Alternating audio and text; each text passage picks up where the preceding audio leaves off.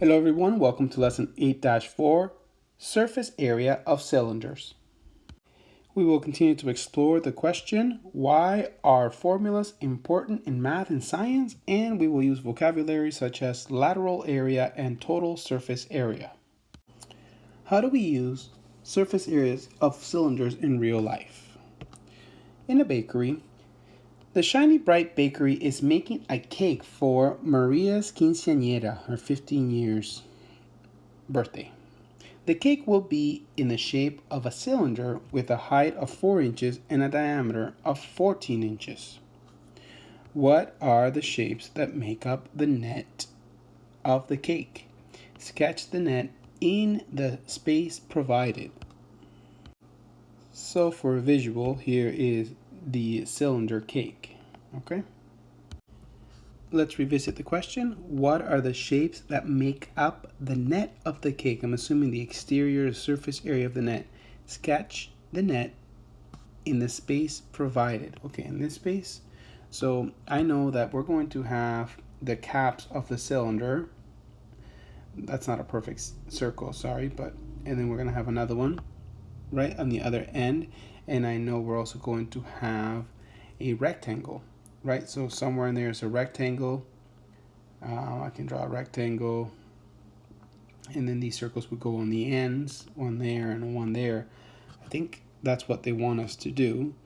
And right here, we'll type the shape, 2 circles and a rectangle. Question 2, how is the length of the rectangle related to the circles that form the top and bottom of the cake? Well, the length of the rectangle is the circumference of the circle, right? So the length right here would be the circumference of the circle.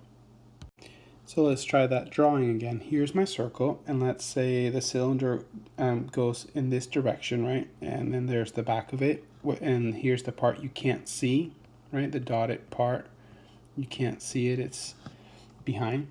So that's the cylinder. Now if I were to cut it perfectly, let's say like that, right? I'm only cutting one end of it, like putting the scissors into the tube. When I cut it and I open it, it's going to unfold. This flap would flap down, and this flap would flap down this way, and it would unfold kind of like the center part of a toilet paper roll, right? You would cut it down the middle, and then it would fold, and the unfolded piece would look flat like this, like a perfect rectangle, right? So that means that this side right here, the ends, is the circumference of the circle. I hope that makes sense. If I can provide a visual, you can see here my cylinder, my paper cylinder, right? And you can see right here my circles, and that's my circumference of the end circle. But if I were to cut it down the middle and open it, my circumference now becomes the side length of my paper, and that's a rectangular paper right there. So as you can see on the video, the length of the rectangle is the circumference of the end circles. So the length is pi times diameter. And as you can see, we are being given the diameter of the cylinder. So we have the height of 4 inches and a diameter of 14 inches.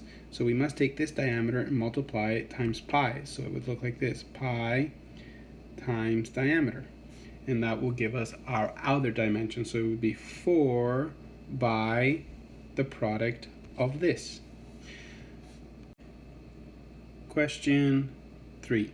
Find the area of each part of the cake. Round to the nearest whole number. So the top, if we're looking for the area, we have to remember our formula for the area, which is pi r squared, right? And pi, we already know this, 3.14 times our radius, which would be half of the diameter you see up here, would be 7 squared, and 7 times 7 is 49. So I'll just jump right to the 49. And 3.14 times 49 is 154. The bottom will be the same, right? It is the same cylinder. So the top and the bottom are the same, the circles. And then the side would be we have to solve for the diameter. We have to solve for that. So we have to multiply the 4 inches times, so it would be 4 times pi times diameter, because the pi times diameter will give us our circumference, which is the other dimension. And when we do that, we have to replace the pi times 3.14 times our diameter, and our diameter is 14. Okay, and we get in total, after you multiply inside the brackets and you multiply times 4, you will get 176 inches squared. And since we are looking for the total surface area, you have to add the values from exercise 3. What is the total surface area of the cake? Well, when we add the 3, we get 484 inches squared. And that is our surface area for the cake. And here is the key concept for this lesson. This is the main point, main idea. So lateral area, what is the lateral area? The lateral area, or LA, of a cylinder with height and a radius is the circumference of the base times the height. Essentially what they're saying is you must find the circumference is the distance around the circle first, and then times the length, okay? Because this circumference is the side. It's one of the dimensions when you cut it open. So what does the formula look like? Well, the lateral area equals 2 times pi RH. So 2 times pi radius times height. The total surface area, okay, the surface area, or SA, of a cylinder with a height and a radius is the lateral area plus the area of the two circular bases. So essentially what we're saying is that we have to take our lateral area plus the 2 of the area of the circles on the end, or the caps. So the entire equation would look like this. The entire surface area of a cylinder is our rectangular surface area plus the 2 caps at the end, which are the circles. Okay, I hope that makes sense to you. If not, well, we're going to practice it now. Or actually, I could take about 30 seconds here to explain it. If I have a cylinder, and you guys have seen me draw a few of these cylinders today already, okay, like that. It has one cap, one circle, and then another circle on the bottom. We can't see because it's on the bottom. And then it has the actual cylinder part that when it's cut open and spread out, it makes a rectangle.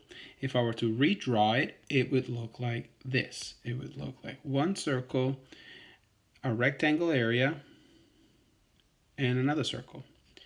And now let's take these. One of them is in here, pi r squared for that area, and on the other one, pi r squared. There's 2 of them. That's why it's times 2, as you can see right there, right? And then for this one, we have a height, right? You can see it right there. We have the h. And then for this, the side length, which is actually the length of the circle, this circle here, when you coil it up, when you make it into a cylinder, is pi times radius. That's how we're going to get that length. So this on the side is pi times the radius. Okay, and that's how it all comes together. So we essentially take this and we multiply it with the height, because this becomes our width and this is our length, or length and width, or width and length, however you want to call them. Okay, because that's how you get the area of a rectangle, length times width. Okay, I hope that helped. Now let's go ahead and decipher this image right here. It's essentially the image I just told you. But you can go ahead and see for yourself. But I pretty much explained it up here in this drawing. Okay, pause the video and feel free to read this section of the textbook on your own. Pause now. Okay, I hope you paused the video. For the sake of keeping this video shorter, let's jump right ahead to the examples. So example 1. Example 1. Find the surface area of the cylinder round to the nearest tenth. Okay, surface area equals 2 of the pi r times height, and then plus 2 pi r squared. Remember, the pi r squared are our circles. And then our 2 times pi radius times height is our rectangle. And you might be wondering, why is it 2? Well, because we're multiplying our radius times 2. Right? If you have the diameter, I guess this could just simply be the diameter and it would not be times 2. Okay? But we use our radius. And then you simply replace the variables. Okay, as you see there, we replace the 2 here for our radius, and again 2 here for our radius, and the 7 for our height. And you get an approximate answer of 113.1 square meters. Okay, now let's use that formula that you see here, this formula, to solve for these 2 cylinders, A and B. Please pause the video and try it on your own first. Pause now. Okay, I hope you paused the video. I'm just going to write down the formula for both. And we have surface area equals 2 pi r h plus both of our circles. So there would be 2 of those circles at the end, the caps, which is pi r squared. And I'll repeat that formula. A little messy, but it's there. I think you can get it. Now let's replace our variables on this side. I'm going to replace them in blue. As you can see, pi, I replace pi in both, and then 3 for my radius and 9 for my height. And again, 3 for my radius here. I will solve now just simply by multiplying directly across. And over here, I will convert this into a 9 because it's 3 times 3, it's 9, and then multiply straight across, and I get. And my total, when I find the sum, is 226.2 if I were to round. So that's approximate, and those are feet squared. Right, you can see there that it's feet. Okay, let's solve for B. I will replace the variables with red. Notice that they gave us the diameter, which is 14, but we need the radius, only half of that. So that's why you can see here that I replaced my radius with 7. Half of 14 is 7. And again, here radius, I replaced it with 7. And everything else is standard. So for the next line, we know that 7 times 7 over here will become 49. So if you'd like to make it simpler, I can cross that out and write 49. And now all I have to do is multiply and then add. So let's multiply first, and we get 439.6 plus 307.7, and when we find the sum of these two numbers, we get approximately 747.7 centimeters squared. Example 2. A circular fence that is 2 feet high is to be built around the outside of a carousel. The distance from the center of the carousel to the edge of the fence will be 35 feet. From the center to the edge, 35 feet. That sounds like our radius. Okay. What is the area of the fencing? Let's see. What is the area of the fencing material that is needed to make the fence around the carousel? So I guess we have to find the distance around. So from the center of the circle, I'm going to draw it out. From the center out, it is 35 feet. And all the height of the fence, okay, the height of the fence is, I guess if I could draw it kind of 3-dimensional, where you don't see the one side kind of, but you start to see the other side. This height right there is 2 feet. Right, so if we were to cut it and stretch it out, it would be a very long rectangle, right?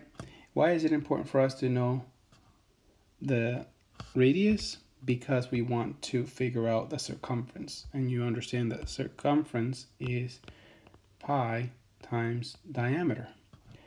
So our diameter is really 70, right? Because 35 plus 35 is 70. And that's what we're going to use. Now here they use 35 times 2, right? This is radius times 2 is our diameter. So really all we were looking for was the lateral area, not the entire surface area, because there's no caps on this cylinder.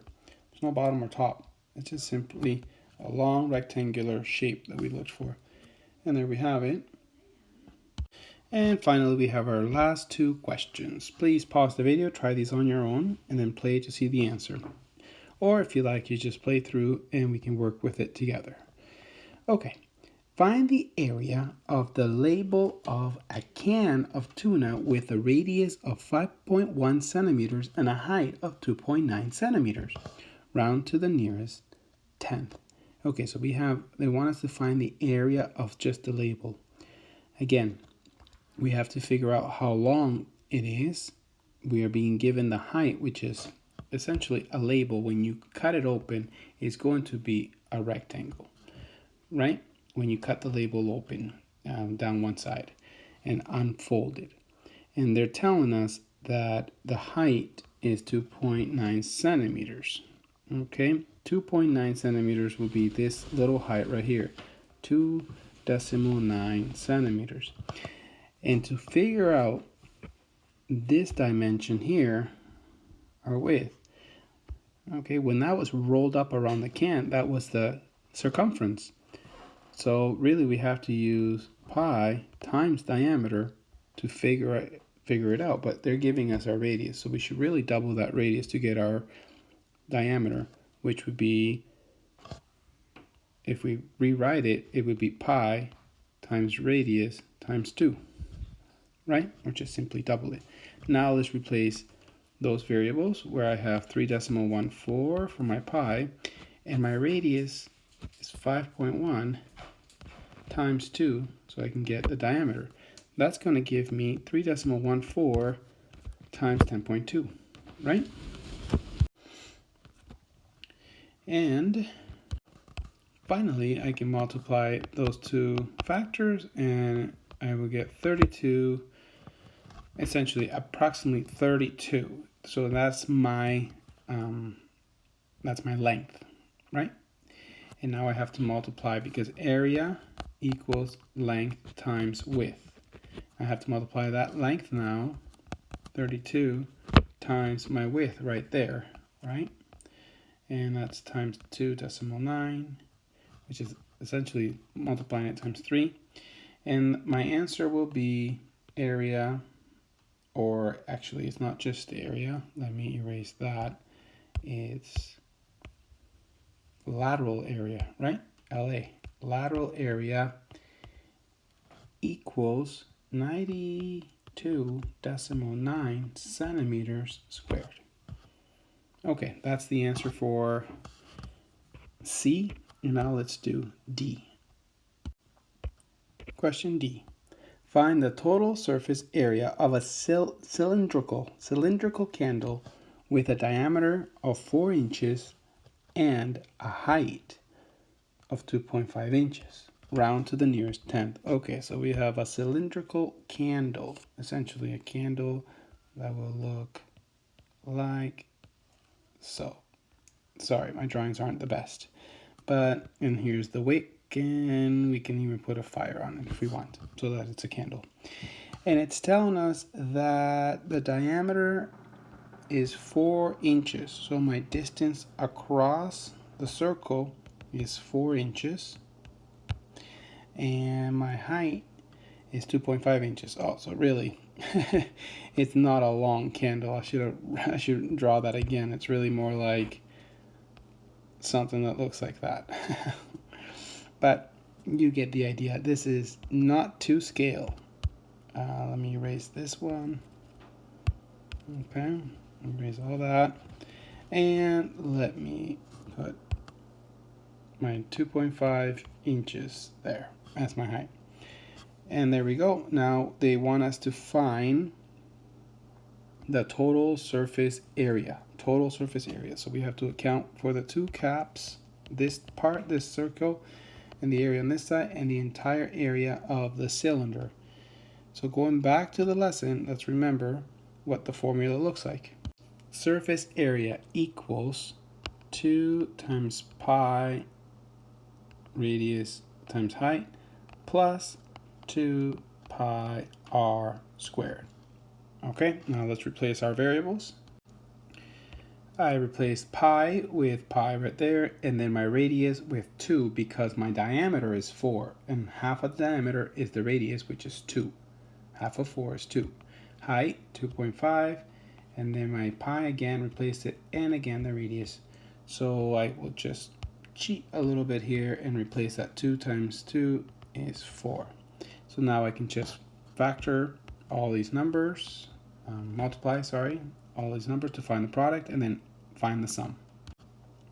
And now I will add it up, and I get 56.5 inches squared. Now remember, these are all approximately, so I should really put a wave there. So approximately 56.5 inches squared. Okay, everybody, that is our lesson for today. See you next class.